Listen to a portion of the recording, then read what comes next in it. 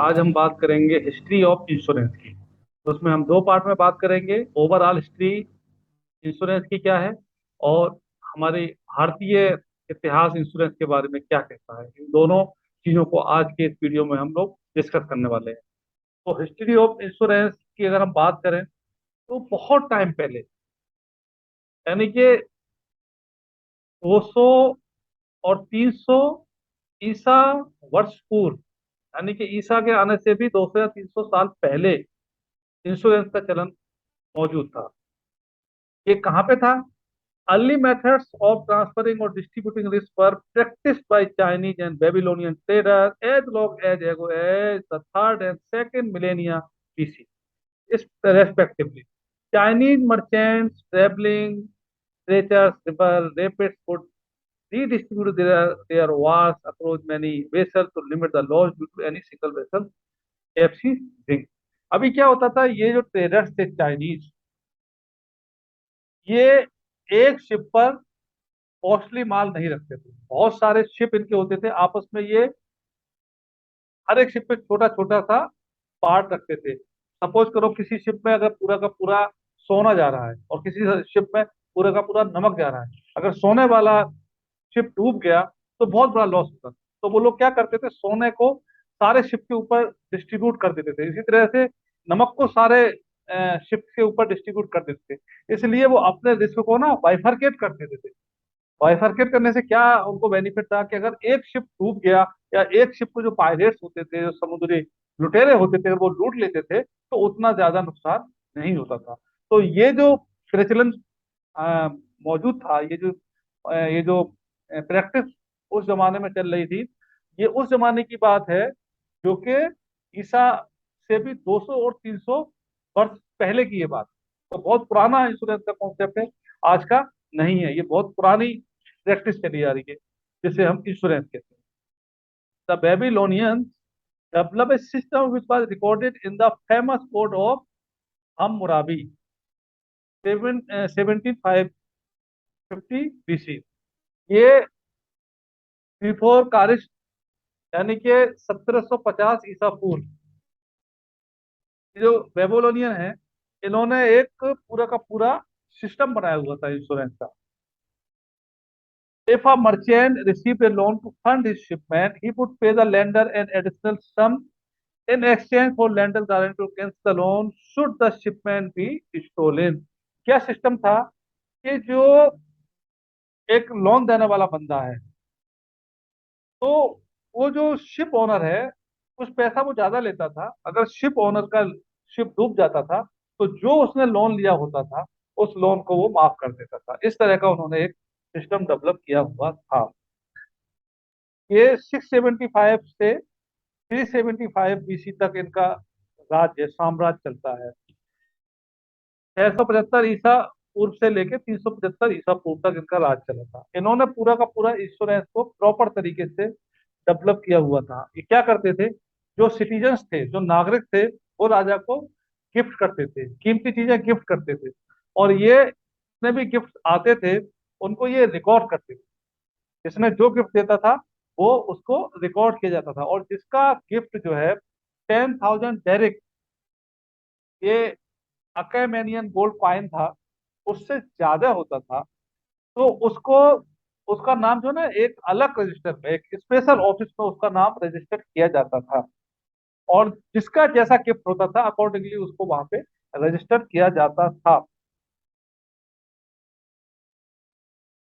अब इसका पर्पस क्या था? इसका पर्पस ये था कि जिसने ये गिफ्ट प्रेजेंट किया है राजा को, अगर वो कभी फाइनेंशियल प्रॉब्लम में आ जाता था, कोई हेल्थ का इशू हो गया, कोई उसका फ्लड में घर डैमेज हो गया, ऐसी कंडीशन में राज दरबार उसकी मदद करता था। तो उन्होंने पूरा का पूरा एक सिस्टम बनाया हुआ था। The Greek and Romans introduced the origins of health and life insurance 600 AD। 600 ईस्वी में ग्रीक और रोमन कंट्रीज ने, देशों ने हेल्थ एंड लाइफ इंश्योरेंस को जन्म दिया था। और उन्होंने एक बेनोवलेंट सोसाइटी, जिसे कहते हैं परोपकार समाज, की स्थापना की थी। 600 की बात कर रहा हूँ। तो इंश्योरेंस कोई नया सब्जेक्ट नहीं है, इंश्योरेंस काफी पुराना सब्जेक्ट है।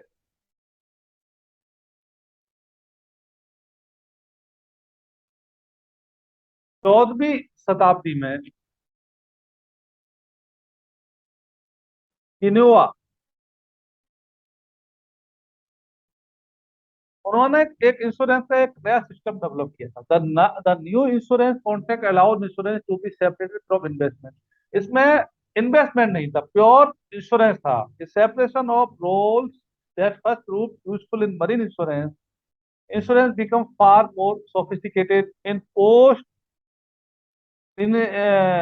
Renaissance Europe and specialized varieties developed। 17वीं शताब्दी के बाद इंश्योरेंस में बहुत सारा एवोल्यूशन आया, बहुत सारी चीजें डेवलप होने लगी।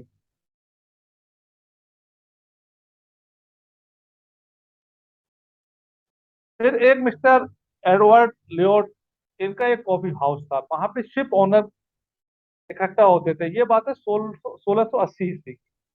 तो वहां पर एक मरीन इंश्योरेंस कॉन्सेप्ट का एक बहुत जबरदस्त नींव पड़ा। आज भी लियोर्ड्स ऑफ लंदन काफी हेल्प करता है इंश्योरेंस सेक्टर को, खासतौर पे शिप की जानकारी और इस तरह के जो प्रैक्टिसेस है, वो काफी उन्होंने उस पर पकड़ बनाई थी।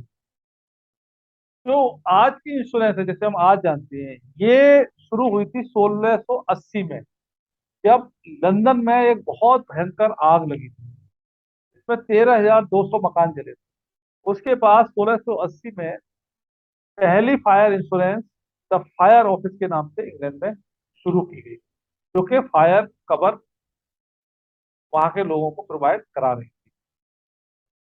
The first insurance company in the United state under road fire insurance and was found in Charles town में, साउथ कैलिफोर्निया में 1732 ईस्वी में फायर इंश्योरेंस कंपनी की स्थापना यूएस में की गई। तो ये जो इंश्योरेंस का कॉन्सेप्ट है वो कोई नया नहीं है, काफी पुराना है। अब हम बात करते हैं इंडिया में कि इंडिया की हिस्ट्री क्या कहती है इंश्योरेंस के बारे में। In India insurance has a deep rooted history. It find mention in the writing of Manusmriti में इसका जिक्र मिलता है।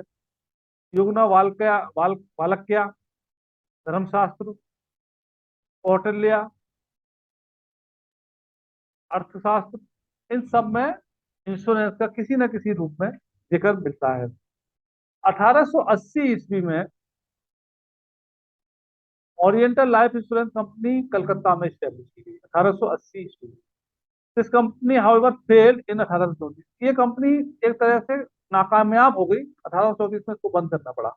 1829 में मद्रास में ही एक Madras equitable had begun transacting life insurance business in the Madras presidency. अब 1829 में एक इंश्योरेंस कंपनी ने जो है ना, जो मद्रास प्रेसिडेंसी थी, यानी कि जो अंग्रेज लोग थे जो इंडिया में मौजूद थे, उनके लिए लाइफ इंश्योरेंस का बिजनेस शुरू किया। 1870 में ही एक ब्रिटिश इंश्योरेंस एक्ट यहाँ पे इनेक्ट हुआ था, और द बॉम्बे म्यूचुअल 1871 में, ओरिएंटल 1874 में, एंड एम्पायर ऑफ इंडिया 1897 में बॉम्बे रेसिडेंसी के लिए स्टार्ट हुआ था। The history of general insurance dates back to the Industrial Revolution in the West and the consequent growth of seafaring trade and commenced in the 17th century. It came to India as a legacy of British occupation।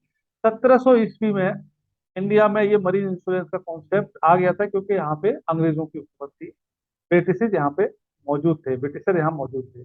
General general insurance in India has its root in the establishment of Triton insurance company limited in the year 1850 in Calcutta by the British.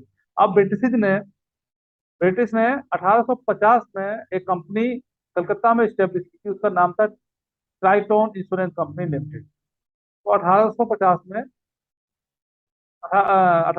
में ये company को establish किया गया था कलकत्ता में। इन 1907 में Indian mercantile insurance limited को setup किया गया। ये ऐसी कंपनी थी जो कि हर तरह के बिजनेस को किया करती थी। ये जो आज का मिलेनियम्स हैं जो 2000 के बाद जो लोग पैदा हुए हैं उनको हम मिलेनियम कहते हैं। वो 200 साल की जर्नी देखेंगे। यानी कि इंश्योरेंस को जन्म लिए हुए करीब करीब 200 साल हो चुके हैं।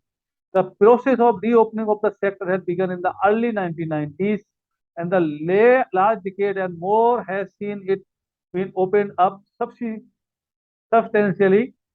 In 1993, the government set up a committee under the chairmanship of R.N. Malhotra, former governor of RBI. Mister R.N. Malhotra को 1993 में आरबीआई ने जिम्मेदारी दी अपनी रिकमेंडेशन देने के लिए इंश्योरेंस सेक्टर के लिए। The committee submitted its report. उन्होंने 1994 में अपनी रिपोर्ट सबमिट की। उनमें उन्होंने सारी चीजों के अलावा ये रिकमेंड किया कि एक आईआरडीए को बनाया जाए, insurance regulatory and development authority हो, और इंश्योरेंस सेक्टर को प्राइवेट प्लेयर्स के लिए ओपन कर दिया जाए। उन्होंने अलाउ किया था 26% एफडीआई, फॉरेन डायरेक्ट इन्वेस्टमेंट, जो कि आज बढ़ के 49% हो चुका है। तो इंश्योरेंस सेक्टर है वो, उसकी जो स्पीड है वो 15 से 20% है, यानी कि ये बहुत फास्ट ग्रोइंग सेक्टर है।